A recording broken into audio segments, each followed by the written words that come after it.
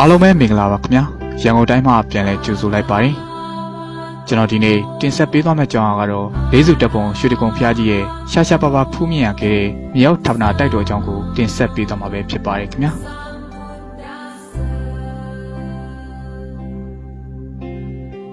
ကျွန်တော်ဒီစီစဉ်စတင်ရင်ကျွန်တော်ရဲ့ရန်ကုန်တိုင်း YouTube Channel ကို Subscribe လုပ်ပေးသွားကြပါဦးခင်ဗျာ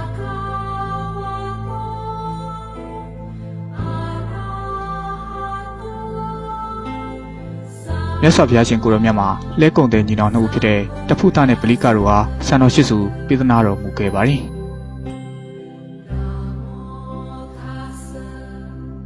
ဒီပုံကတော့ကုံတဲ့ညီနောင်မှစံတော်ရှိစုဟာရန်ကုန်မြို့ဘူထောင်စိတ်ကမ်းသို့တင်မောဖြစ်ပင့်ဆောင်လာပုံပဲဖြစ်ပါတယ်တင်ကုတ်တကုန်းတော်ပေါ်မှာဌာပနာတိုက်ဆောက်လို့ရင်းနဲ့ရှေးကဘုရားရှင်များရဲ့တောင်ဝေတော်ရေစစ်တော်နဲ့တင်ငန်းတော်များပါတူးဖော်ရရှိခဲ့ကြပါတယ်ဖျားရှည်ဌာပနာတော်လေးစုဟာဥက္ကလပမင်းကြီးဌာပနာတိုက်အသင်းသို့ပင့်ဆောင်ကရွှေတကုံစီရီတော်အားစတင်တည်ထားကိုးကွယ်ခဲ့ပါတယ်။ဌာပနာတိုက်ဆောက်လုပ်နေစဉ်အတွင်းယခုနောင်တော်ကြီးဖျားတည်ထားရနေရာမှာစံတော်များကိုယာယီနန်းဆောင်များဆောက်လုပ်ကခေတ္တထားရှိခဲ့ပါတယ်။တင်ကုတ်တကုန်းတော်ဌာပနာတိုက်ဆောက်လုပ်နေစဉ်ရှေးဖျားများရဲ့ဌာပနာတော်၃စုပါတူးဖော်ရရှိခဲ့ကြပါတယ်။ယခုမြင်တွေ့နေရတဲ့စေတီကတော့ဥက္ကလပမင်းကြီးပထမဆုံးတည်ထားကိုခဲ့သောတိကုံမစေတီတော်ရွှေတကုံဖျားပထမဆုံးပုံစံပဲဖြစ်ပါတယ်ခင်ဗျာဒီပုံကတော့ရှေးမုံပြင်းများခေတ်ဆက်ဆက်စေတီတော်အားပြုပြင်တည်ထားခဲ့ကြတဲ့ပုံပဲဖြစ်ပါတယ်ပညာယံပညာဘရူပညာကင်တော်ရှင်စောပူဓမ္မစေတီမင်းအစရှိသဖြင့်ညံတော်302ပေအမြင့်ထိခေတ်ဆက်ဆက်ပြုပြင်ခဲ့ကြပါတယ်ဘေမာကြီးရှင်စောဘူးလက်ထက်မှာတော့ညံတော်တိုးမြင့်တိဆောက်ခဲ့ခြင်းအပြင်ဇေယီတော်ကုန်းမြင့်ညှိခြင်းဂဝင်းကြောက်တုံးများနဲ့ခိုင်ခန့်အောင်တိဆောက်ခြင်း structure work လုပ်ငန်းစဉ်များကိုကောင်းမွန်စွာဆောင်ရွက်နိုင်ခဲ့ပါတယ်။စင်ဖြူရှင်မဲလက်ထက်မှာတော့ဗမာမွန်ယူရီးယားအာတန်ကတဲမဏိပူရာနီပေါတရုတ်နိုင်ငံတို့မှာအသက်ပညာရှင်1000ကျော်ဖြင့်ရွှေတကုံစီတီတော်အနုလက်ရစိတ်များလင်းပစ်နဲ့ရီလန်းချောင်းဥမင်လိုင်းလန်းချောင်းများအသေးစိတ်မွမ်းမံတိဆောက်ခဲ့ပြီးယနေ့ကျွန်တော်တို့ဖူးမြင်နေရတဲ့ညံတော်329ပေအထိတိုးမြင့်တိဆောက်ကထီတော်တင်လူခဲ့ပါတယ်။စင်ဖြူရှင်မင်းကတော့လက်ရှိရွှေတကုံဖျားကြီးရဲ့ဘိသုကာပညာရှိတစ်ယောက်ပဲဖြစ်ပါတယ်ခင်ဗျာ။ဒီပုံမှာတော့နောင်တော်ကြီးစေတီတော်နဲ့ဂျာမစေတီငယ်တစုတို့ကိုရွှေတကုံစေတီတော်ကြီးရဲ့အလဲဘိုးနဲ့ညင်တစ်ဖြောင်နဲ့အဖြစ်တွေ့မြင်နေရမှာပါ။စံတော်တိုက်သို့ဝင်ရလန်းနေရာမှာစေတီငယ်ရဲ့အတွင်မှာစတင်တယ်လို့အဆိုရှိခဲ့ကြပါတယ်။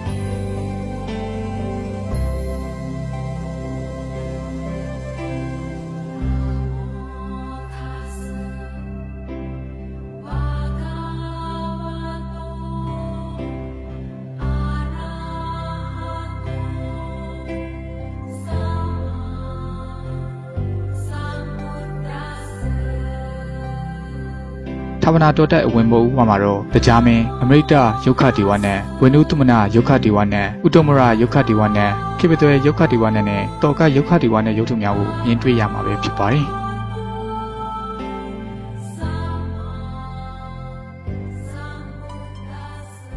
ဌာပနာတော်တိုက်အတွင်းပိုင်းမှာတော့66ပေအမြင့်ရှိပြီးခမ်းနားထေဝါစွာတည်ဆောက်ထားပါတယ်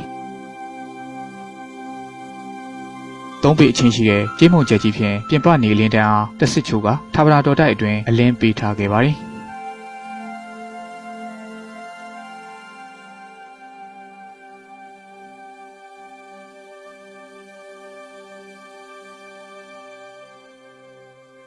ဒါကတော့ဆယ်ပေပတ်လေရေတွင်းနဲ့ပြတ်တက်5ခုပါကရဝိတ်ဖောင်တော်ပါ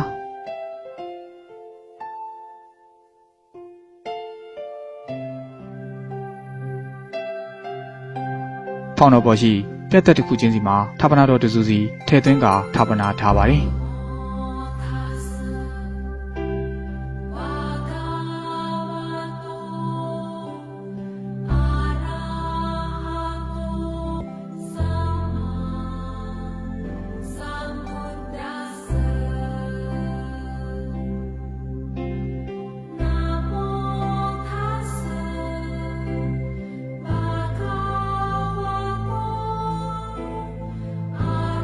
ရွှေတကုံဖျားစီရီတော်မြတ်ကြီးကိုဌာပနာတော်၄စုရှိသဖြင့်၄စုတပုံရွှေတကုံဟုအဆိုရှိခဲ့ကြခြင်းပဲဖြစ်ပါတယ်။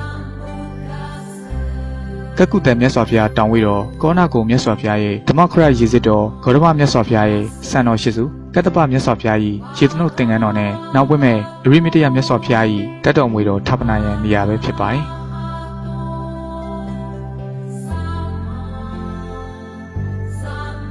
ဌာပနာတော်တိုက်မှာအလျား66ပေအနံ66ပေမြမခေါ်44တောင်ခန့်စီကျယ်ဝန်းပါတယ်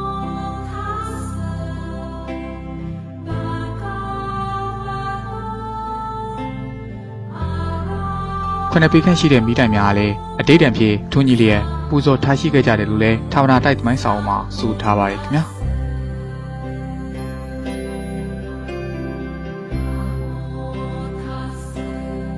ဌာပနာတိုက်ရေတွင်မှာရှင်မျက်နှာပြင်ဟာဒီရေတက်ကြအလိုက်လှုပ်ရှားလျက်ရှိနေပါတယ်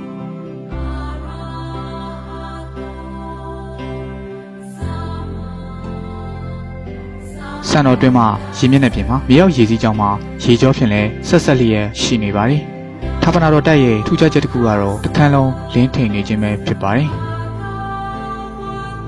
ဌာပနာတော်တိုက်ပတ်ပတ်လည်မှာအခန်းပေါင်း36ခန်းဖွဲ့လျက်အုပ်များဖြင့်အခိုင်အမာတည်ဆောက်ထားပါတယ်ဌာပနာတော်တိုင်မှာပြင်မလေတိုင်းမပါဘဲတန်ရက်မှမပါရှိဘဲကြောက်တုံးကြောက်ခမ်းများဖြစ်တာခမ်းနားဆန့်ကျင်စွာတည်ဆောက်ထားပါတယ်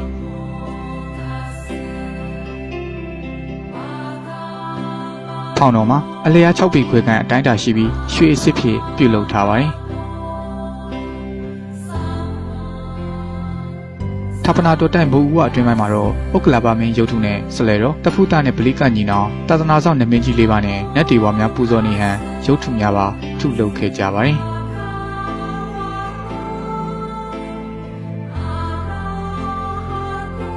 ဌာပနာတော်တိုက်ပြင်ပ၄ဘက်၄တန်းမှာတော့ကြောက်နေရန်ကြီးများဖြင့်အခိုင်အမာကာရန်ထားပါတယ်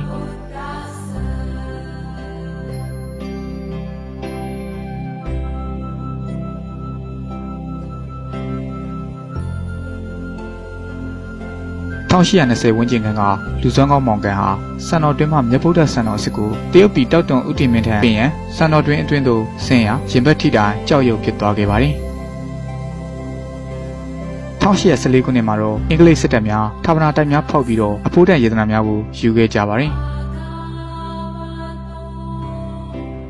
သူတို့ဟာစံတော်တွင်ဌာပနာတိုက်အားအချိန်ချင်းဖောက်ခဲ့တော့လဲကြောက်နေရန်ကြီးအားမဖောက်နိုင်ခဲ့ပဲလက်လျှော့ခဲ့ရပါတယ်